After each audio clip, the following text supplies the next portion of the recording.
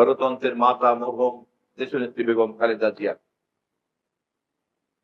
আমরা দেখেছি এই দেশে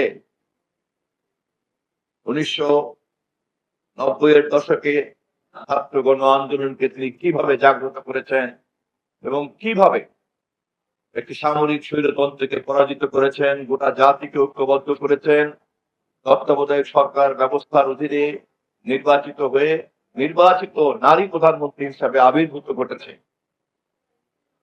আমরা আবার দেখেছি ক্ষমতাসীন বেগম খালেদা জিয়াকে উৎখাত করার জন্য কিভাবে সেই দিনকার আওয়ামী লীগ এবং জামাত ইসলাম ঐক্যবদ্ধ ভাবে 1996-তে আন্দোলন করলো, সংগ্রাম করলো, দেশব্যাপী লাগাতার ভাবে হরতাল করলো।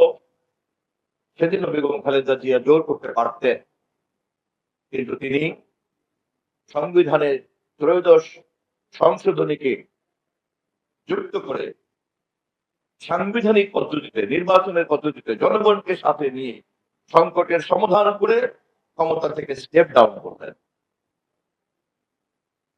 আবার আমরা দেখেছি 2001-এর নির্বাচনে জনগণ আমাদেরকে স্বীকৃতি দিয়ে বেগম খালেদা জিয়াকে আবার প্রধানমন্ত্রী করেছেন। আবার 2001-এর পরাজয়ের পরে একই চক্রান্ত, একই ষড়যন্ত্র এবং শেষ পর্যন্ত 2007-এর 111-এর চক্রান্ত, সমস্ত আক্রোশ জিয়া পরিবারকে ঘিরে।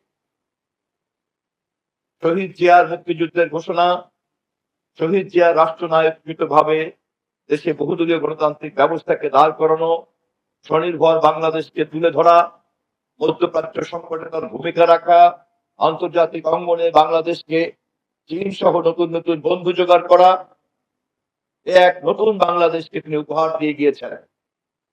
সেই ধারাবাহিকতায় বেগম খালেদা জিয়া, সেই ধারাবাহিকতায় আজকে আমাদের নেতা দেশ নায়ক তারেক রহমান বাংলাদেশের সবচেয়ে গ্রহণযোগ্য নির্বাচনের প্রধানমন্ত্রীর দায়িত্ব পালন করছেন।